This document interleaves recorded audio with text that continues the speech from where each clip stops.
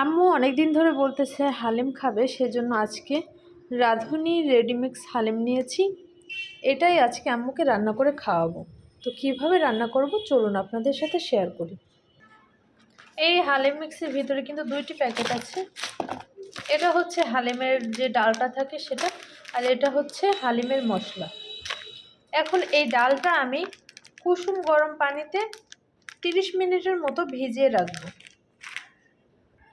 এখানে আমি 2 কাপের চেয়ে একটু বেশি ফুটন্ত গরম পানি নিয়েছি। এর মধ্যে আমি এই রাঁধুনির হালিম মিক্সটা দিয়ে দেব।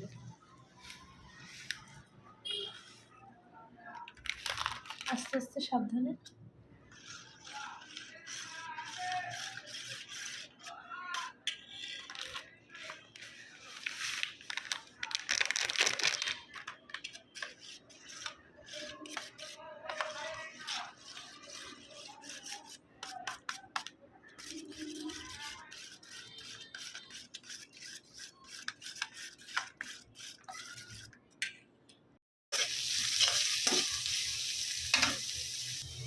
এখানে আমি বেরেস্তার জন্য কিছু পেঁয়াজ ভেজে নিচ্ছি, আর এইটুকু পেঁয়াজ রেখে দিয়েছি মাংসটা রান্না করার জন্য। মাংসগুলো সুন্দর করে ধুয়ে নিয়েছি, বেরেস্তাটাও কিন্তু ভেজে নিচ্ছি। বাসায় কে কে হালিম রান্না করেছেন অবশ্যই কিন্তু কমেন্ট করে জানাবেন। আমার কাছে কিন্তু বাইরেরটার থেকে বাসার রান্নাটাই সবচেয়ে বেশি ভালো লাগে।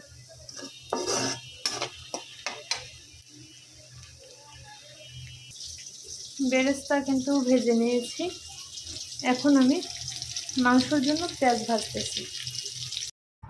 পেঁয়াজটা ভালো মতো ভেজে এখন দিয়ে দিব আদা বাটা, রসুন বাটা, তারপরে জিরা বাটা। এক এক করে সব মশলাগুলো দিয়ে নিচ্ছি।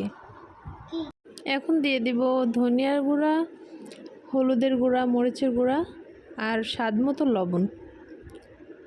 হালিম মিক্সের মধ্যে কিন্তু সব মশলাই দেওয়া থাকে, তারপরেও অল্প অল্প করে দিতে হয়, কারণ গরুর মাংসটা কষানোর জন্য কিন্তু মশলার দরকার হয়। এই তো এখন মশলাটা দিয়ে আমি গরুর মাংসগুলো দিয়েছি, আর দিয়েছি কয়েকটা মাথার চামড়া। মাথার চামড়াটা দিলে কিন্তু হালিমটা একটু আঠালো আঠালো হয়, খেতে কিন্তু অনেক মজা লাগে। চামড়াটা কিন্তু আগে সিদ্ধ করে নিয়েছিলাম, তারপরে দিয়েছি। এই তো এখন হালিমের সাথে যেই মশলাটা দিয়েছি সেটা এখন মাংসের সাথে মিশিয়ে সুন্দর মতো কষিয়ে নেব। সামান্য পরিমাণ পানি দিয়ে তারপরে মশলাটা কষাবো।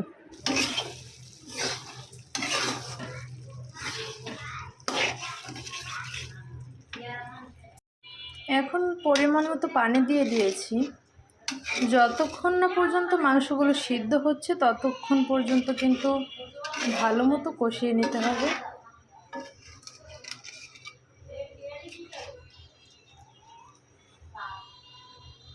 বাসায় রান্না করলে কিন্তু নিজের মনের ইচ্ছা মতো রান্না করা যায়।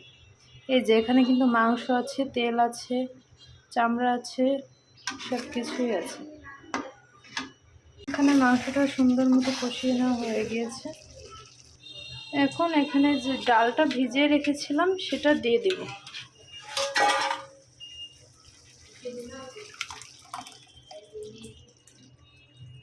আমি কিন্তু মাঝখানে মাঝখানে ভয়েস ওভার দিচ্ছি, কেউ আবার কিছু মনে করবেন না, কারণ বাসায় অনেক নয়েজ ছিল, কথা ঠিকমতো বোঝা যাচ্ছিল না।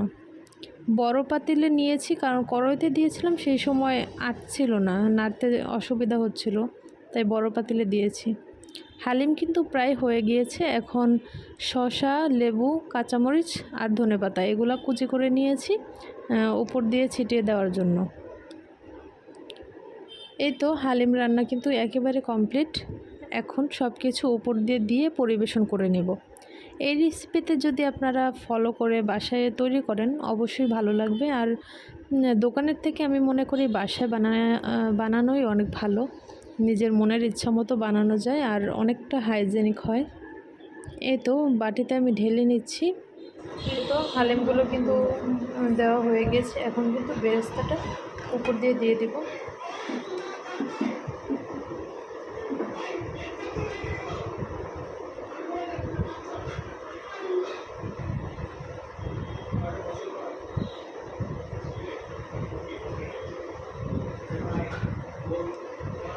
সামান্য একটু লেবু দিয়ে দিচ্ছি উপর দিয়ে। তারপর দিয়ে দেবো সামান্য একটু কাঁচামরিচ আর দিয়ে দিচ্ছি ধনেপাতা কুচি। বাসায় রান্না করা হালিম কিন্তু অনেক মজা হয়। এই তো রেডি হয়ে গেল হালিম।